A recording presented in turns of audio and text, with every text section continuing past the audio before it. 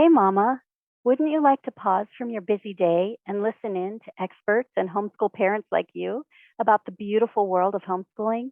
This new podcast is designed for you. Each episode connects you to the best conversations that will give you courage and fill your cup so you can keep pouring into your family every single day. Introducing the Hey Mama Homeschool Show, brought to you by the Old Schoolhouse, your trusted homeschool partner for over 20 years. Looking to connect with the homeschool community? You have definitely come to the right place. For over 20 years, the Old Schoolhouse has been the homeschool connection for thousands of families. Hi, I'm Heather with the Old Schoolhouse, and I would like to thank you for joining us for today's podcast. Please enjoy this previously recorded material and share it with your homeschooling friends. For encouraging resources, articles, and relevant content based on today's topic, visit homeschoolshow.com and click on the image from this episode. Also, if you are subscribed to the Homeschool Minute e-newsletter, keep an eye in your inbox this Wednesday for fresh new content on this topic as well. Not yet a subscriber? Visit thehomeschoolminute.com and sign up today. Hi, everyone. It is Heather here with schoolhouseteachers.com, and I am here with Sheila Chairvolotti. She has a background in biology and environmental science studies, and she loves helping others learn to succeed in and enjoy science and math. She is actually one of the lesson designers for schoolhouseteachers.com. Hi, Sheila. Thank you for joining me today. Thank you, Heather. Well, So Sheila, do you want me to just go ahead? go ahead. I'm All so right. excited to hear about what you have to offer. I know you want to begin with one of the experiments from your classes. Can you share this with our viewers? Sure. So I live in New England, and in New England, of course, right now is the time for leaves to change color. So we have a little experiment that's actually in the botany course that you can do very easily to learn about why leaves change colors. It's a chromatography experiment, and it doesn't take very many resources to be able to perform. So for this experiment, it's about, Heather, can they see me? Let me see. I'm just going to show you this. So we've got some leaves that change color, of course. And some of you may live in areas where the leaves do change colors, and some may live where they do not. But even all of the green leaves contain different pigments. And so in order for a leaf to turn color, basically some of those pigments have to break down. And that is why in the fall, we get these beautifully colored leaves. We get some red leaves, we have yellow leaves. And in order to see these colors, they're like hidden colors, which are within the leaves, we can do a little experiment that's called chromatography. Chromatography sounds really super scientific, but basically all it is dissolving pigments in a liquid, in a solvent, and then letting them move through a filter through capillary action. So I have behind me here set up an experiment, this experiment that was on our botany page here.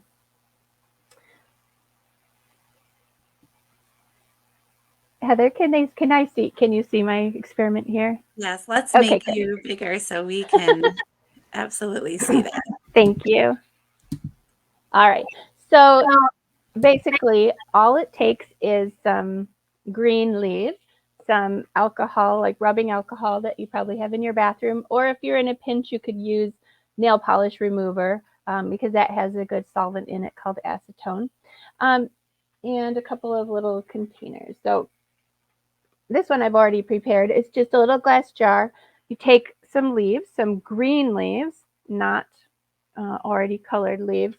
I said I live in New England, so some of ours are kind of turning they're mostly already turned. So it was a little struggle to find some green leaves, but take some green leaves, chop them up tiny, and put them into a little container with some rubbing alcohol, just basic rubbing alcohol, or else some nail polish remover. And then cut out a little strip from either paper towel or a coffee filter. Coffee filter works really well, but I didn't have any today. So a little strip from a piece of paper towel, and you can see my setup here, kind of a funky setup. Usually I do this just in my kitchen, hanging from the cabinets, but this works here too.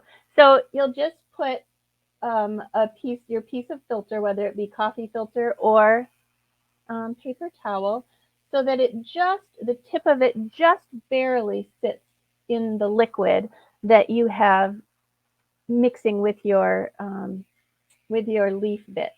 I actually usually like to leave it about half an hour before I put the filter in, just to allow those pigments, the colors within the leaf, to dissolve in the alcohol or in the acetone. And then you just leave it and see what happens. From this far away, it's a little hard to see. I'll show you closer in a moment, but you can definitely see that the liquid is moving up through the filter, through the paper towel, just via regular capillary action, just the absorbency of the paper towel that you would usually have. And as this continues, I'll take this one off to show you. As this continues, you can see that bands of color are separating. You can see those big green bands. Of course, that's the green color in the leaf from the chlorophyll. And then above it, you can sort of see there's some yellow and orange that are emerging. And so the leaves that I put in here were just pure green. I didn't put colored leaves in here. And the reason that this happens is that some pigments are bigger than others. So bigger and heavier, so it's harder for the liquid to carry them up through the filter paper or the paper towel. So if we let this run longer today, it will probably, the bands will move up higher. The greens usually stay lower because they're a little bit larger. And then we'll probably get some yellows and oranges that come out. If you were to use maybe a sugar maple or, a tree that ends up turning beautiful red colors, even before it turns red, you'll still see those red bands from having cut up your green leaves, because those pigments are there, but they're just hidden by the chlorophyll, the green, because there's so much of the green in there. So that's an experiment that I really love to do in the summertime, because this time of the year they're already turning, but you can see those different colors that are available within the leaves. So that was in the botany course. I love that, Sheila. I mean, these are materials that any parent can find either in their home or a local grocery store. And like you said, I know we're in our peak season right now, so it might be hard to find those green leaves, but they're there. And I love this. This is just so incredible. And you can really do it with other materials. So I just love chromatography. So I don't even have kids at home right now, just me. My kids are at college. But I did it with grapes, like with Concord grapes, that dark purple color. And you can separate it and see like there's bands of purple, blue, light blue. You can do it with ketchup. You can do it with different things that are colored. Yeah, so it's pretty fun activity to do. I love that. That is so great. It's so fun. And I have 4 boys. I do have a girl, and she loves hands-on experiments too. So just having access to experiments like this, a lot of people think that schoolhouseteachers.com is just worksheets that you print out, and that couldn't be further from the truth, because there are just so many activities. We want the parent to be the teacher, and so it's just resources available for parents to use with their kids. And there's even tutorial videos. And I know you have one. Can you just explain a little bit about the one that you have just for parents? I won't say what it is. I'll let you explain it. Sure. There's one on schoolhouseteachers.com about microscopes that I'm talking to parents about how to find and purchase a good microscope that you can use with your students from all different ages. I just kind of point out different features on microscopes, as well as give a few tips of how to find really good microscopes for a lower price than you might expect. So that's on there. That is wonderful. Well, I know we also have the option to talk about World Book. And this is something that we, as a schoolhouseteachers.com member, have access to. I believe there's 8 World Book libraries that is available to schoolhouseteachers.com members. Normally you'd have to pay for it, but as a member, you have access to this, can you talk a little bit about some of the science resources that are available through World Book? Sure. There are a lot of really neat ebooks on there and other material on there, but today I'm going to just tell you a little about some of the ebooks that I like that are on World Book. A lot of them can really enhance a science curriculum, not just for little kids, but also for older students. So I'm just going to walk you through how I would access that World Book, the library, because sometimes it might be a little bit, if you don't do it all the time, you might kind of forget. So I'm going to start out here on my regular homepage for Schoolhouse teachers. And I would just go to, I like to just go right to, there is a link right here, World Book. I don't usually go that way. I usually go a harder way, but there we go.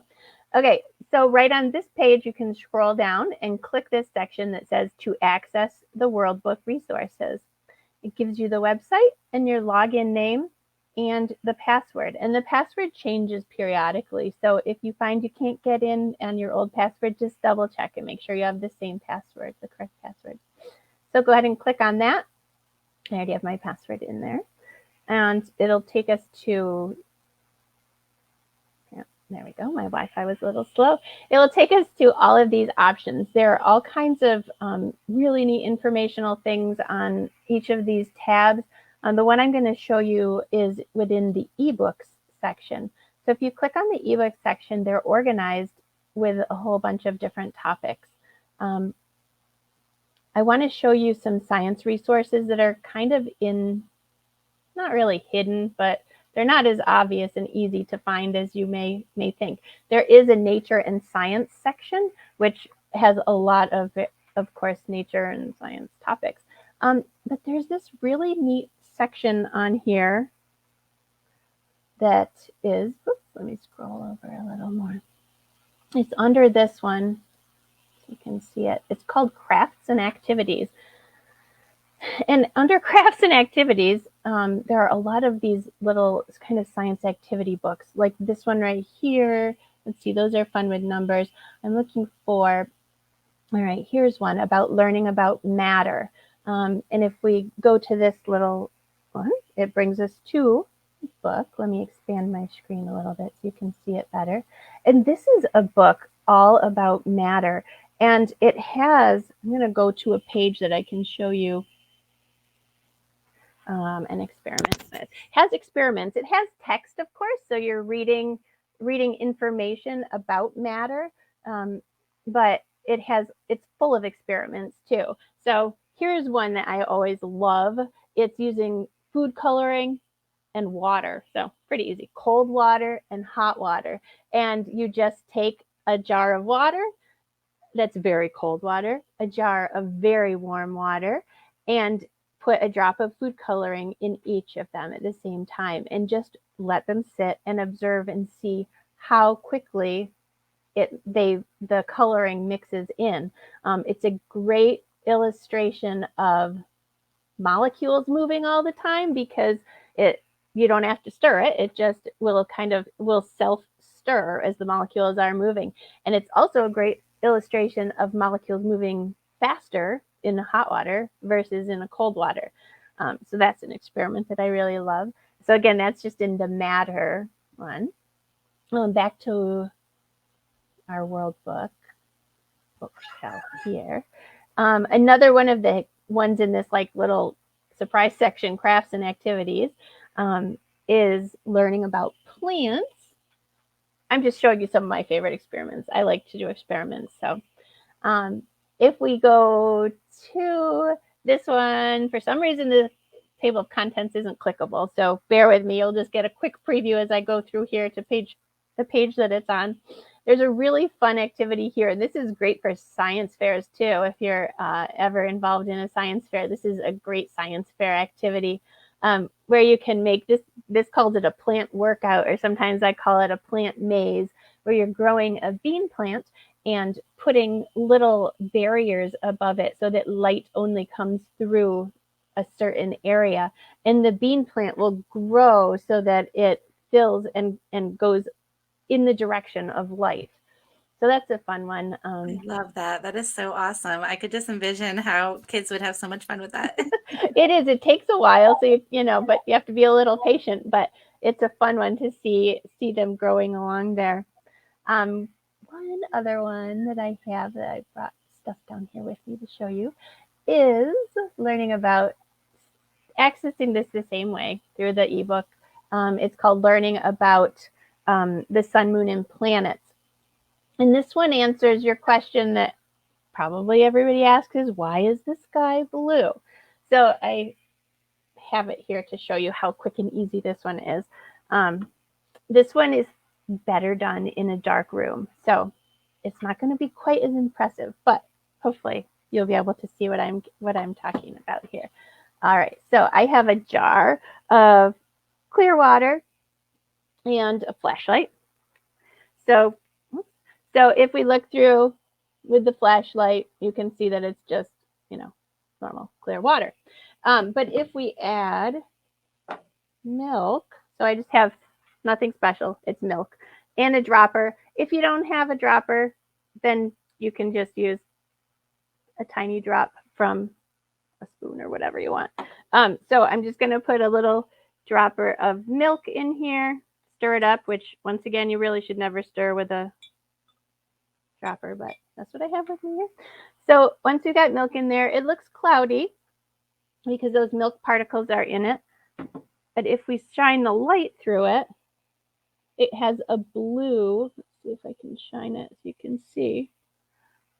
There we go. You can see the blue as the light scatters from the particles that are of milk that are within there. So that's it's way more impressive in a dark room too. So that is awesome. That is so cool. Yeah, thank you. So, and that's kind of an easy one, very easy.